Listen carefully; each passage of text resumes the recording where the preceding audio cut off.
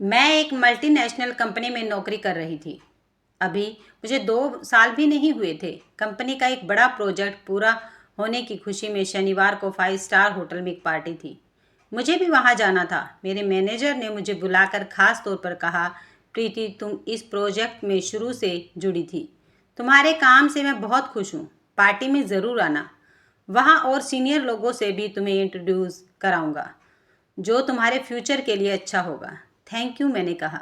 सागर मेरा मैनेजर है। लंबा कद, गोरा, क्लीन शेव्ड, बहुत हैंडसम एंड सॉफ्ट स्पोकन। उसका व्यक्तित्व हर किसी को उसकी ओर देखने को मजबूर करता। सुना है वाइस प्रेसिडेंट का दायनात है। वे कंपनी के लिए नए प्रोजेक्ट लाने के लिए कस्टमर्स के पास सागर को ही भेजते हैं। सागर अभी तक इसमें सफल रहा था, इसलिए मैनेजमेंट उससे बहुत खुश है। मैंने अपनी एक कुलीग से पूछा कि वह भी पार्टी में आ रही है या नहीं, तो उसने कहा, अरे वह हैंडसम बुलाए और हम ना जाएं, ऐसा कैसे हो सकता है। बड़ा रंगीन और मस्त मोला लड़का है सागर। वह शादीशुदा नहीं है क्या, मैंने पूछा। HR वाली मैम तो बोल रही थी शादीशुदा है, पर बीवी कहीं और जॉब करती है। सुना है अक्सर यहाँ किसी न किसी फ्रेशर के साथ उसका कुछ चक्कर रहा है। यूँ समझ लो मियाँ बीवी के बीच कोई तीसरी वो, पर बंदे की पर्सनैलिटी में दम है। उसके साथ के लिए ऑफिस की दर्जनों लड़कियां तरसती हैं। मेरी शादी के पहले मुझ पर भी डोरे डाल रहा था। मेरी तो अभी शादी भी नहीं हुई है, सिर्फ सगाई ही हुई है, एक शाम उसके नाम से ही। मतलब तेरा भी चक्कर रहा है सागर के साथ। पगली शादीशुदा होकर ऐसी बातें करती है। खैर ये सब बातें छोड़ और बता, तू आ रही है ना पार्टी में। 100% आ रही हूँ। मैं शनिवार रात पार्टी में गई। मैंने पार्टी के लिए अलग से मेकअप नहीं किया था, बस वही जो नॉर्मल करती थी। ऑफिस जाने के लिए सिंपल नेवी ब्लू कलर के लॉन्ग फ्रॉक में जरा देर से पहुंची। देखा कि सागर के आसपास 4-5 लड़कियां पहले से बैठी थी। मुझे देखकर वह फौरन मेरे पास आकर बोला, wow Preeti, you are looking gorgeous, come join अस।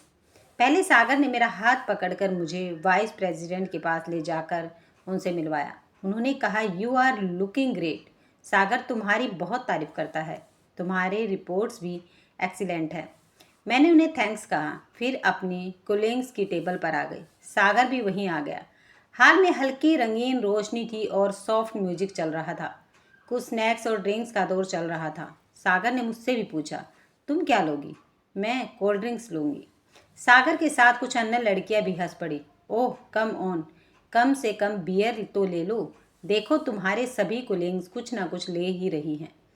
कहकर उसने मेरे गिलास में बियर डाली और फिर मेरे और अन्य लड़कियों के साथ गिलास टकराकर चीयर्स कहा।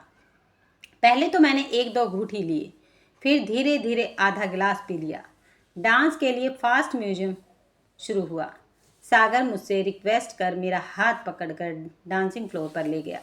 पहले तो सिर्फ दोनों यूं ही आमने सामने खड़े शेक कर रहे थे। फिर सागर ने मेरी कमर को एक हाथ से पकड़कर कहा, लेट अस डांस प्रीति, और फिर दूसरे हाथ में कंधे पर रखकर मुझसे भी मेरा हाथ पकड़कर ऐसा ही करने को कहा। म्यूजिक तो फास्ट था, फिर भी उसने मेरी आंखों में आंखें डालकर कहा, मुझे स्लो स्टेप्स ही अच्छे लगते हैं। ज़्यादा देर तक सामीप्य बना रहता है, कुछ मीठी बातें करने का मौका भी मिल जाता है और थकावट भी नहीं होती। मैं सिर्फ मुस्कुरा कर रह गई। वह मेरे बहुत करीब था। उसकी सांसें मैं महसूस कर रही थी और शायद वह भी मेरी सांसें महसूस कर रहा था। उसने धीरे से कहा, अभी तुम्हारी शादी नहीं हुई है ना। नहीं, शादी अभी नहीं हुई है, पर 6 महीने बाद होनी है।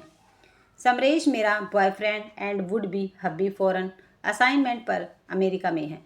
वेरी गुड, कह उसने मेरे कंधे और गाल पर झूलते बालों को अपने हाथ से पीछे हटा दिया। अरे यह सुंदर चेहरा छिपाने की चीज़ नहीं है। फिर उसने अपनी उंगली से मेरे गालों को छूकर होठों को छूना चाहा तो मैं नो कहकर उससे अलग हो गई। मुझे अपनी सहेली का कहा याद आ गया था। उसके बाद हम दोनों 2 महीने तक ऑफिस में नॉर्मल अपना काम करते रहे। एक दिन सागर ने कहा, हमें एक प्रोजेक्ट के लिए हांगकांग जाना होगा। हमें मतलब मुझे भी। ऑफ कोर्स तुम्हें भी। नहीं सागर, किसी और को साथ ले लो इस प्रोजेक्ट में। तुम यह न समझना कि यह मेरा फैसला है, बॉस का ऑर्डर है यह। तुम चाहो तो उनसे बात कर सकती हो। मैंने वाइस प्रेसिडेंट से भी रिक्वेस्ट की।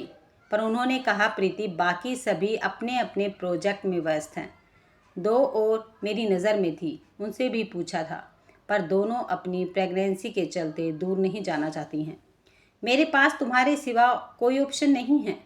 मैं सागर के साथ हांगकांग गई। वहाँ 1 सप्ताह का प्रोग्राम था। काफ़ी भाग दौड़ भरा सप्ताह रहा, मगर 1 सप्ताह में हमारा काम पूरा नहीं हो सका। अपना स्टे और 3 दिन के लिए बढ़ाना पड़ा।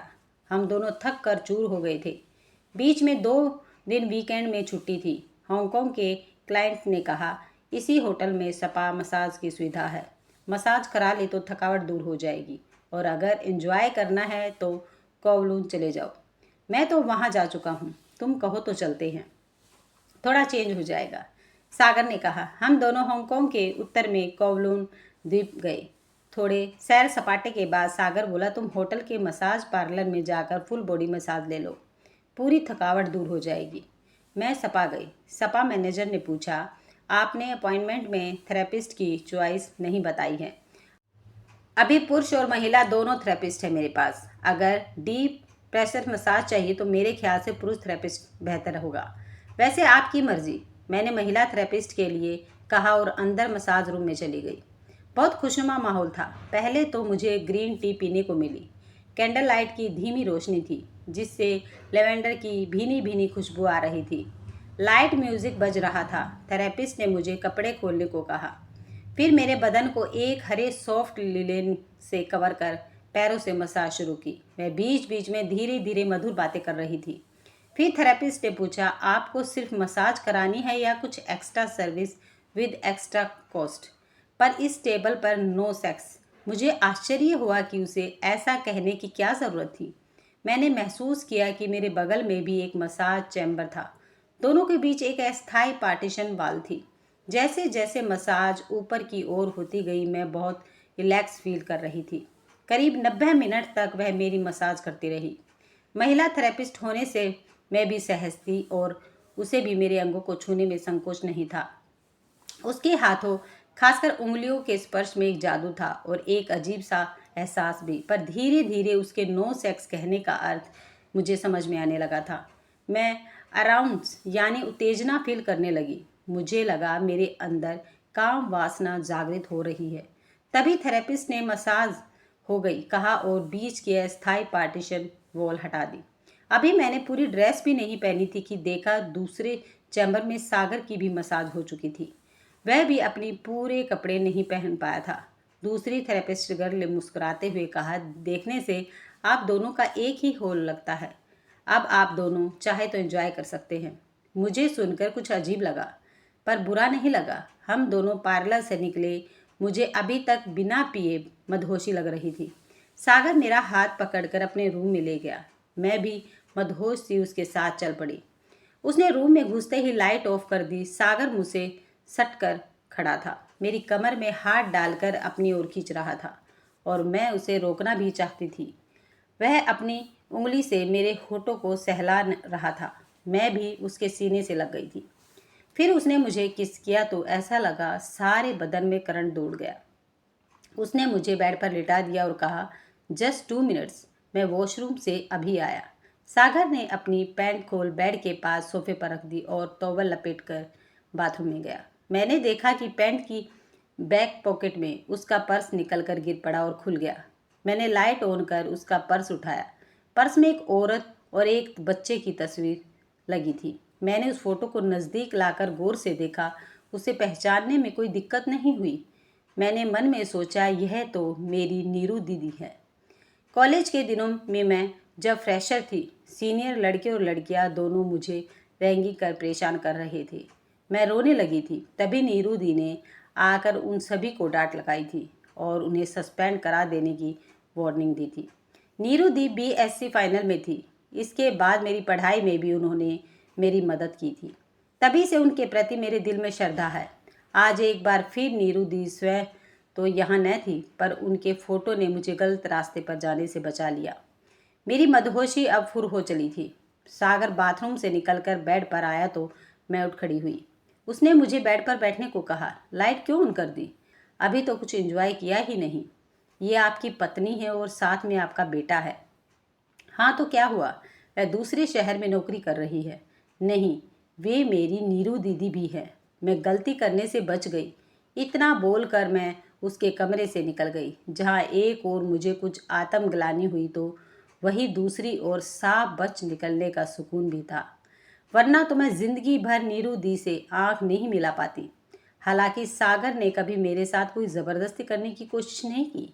इसके बाद 3 दिन और हांगकांग में हम दोनों साथ रहे, बिल्कुल प्रोफेशनल की तरह, अपने अपने काम से मतलब। चौथे दिन मैं और सागर इंडिया लौट आए। मैंने नीरू दी का पता लगाया और उन्हें फ़ोन किया। मैं बोली, मैं प्रीति बोल रही हूँ नीरू दी। आपने मुझे पहचाना। कॉलेज में आपने मुझे रैंगिंग। ओ प्रीति, तुम कहाँ हो आजकल और कैसी हो? कॉलेज के बाद तो हमारा संपर्क ही टूट गया था। मैं यहीं सागर की जूनियर हूँ। आप यहीं क्यों नहीं जॉब कर रही? मैं भी इसके लिए कोशिश कर रही हूँ। उम्मीद है जल्द ही वहाँ ट्रांसफ़र हो जाएगा। हाँ दी, जल्दी आ जाइए, मेरा भी मन लग जाएगा। और मैंने फ़ोन बंद कर दिया। हांगकांग के उस कमज़ोर पल की याद फिर आ गई जिससे मैं बाल बाल बच गई थी, और वह भी सिर्फ एक तस्वीर के चलते, वरना अनजाने में मैं ही पति पत्नी के बीच वो बन गई होती। अगर आपको ये कहानी पसंद आई है तो वीडियो को लाइक शेयर सब्सक्राइब करना मत भूलिएगा।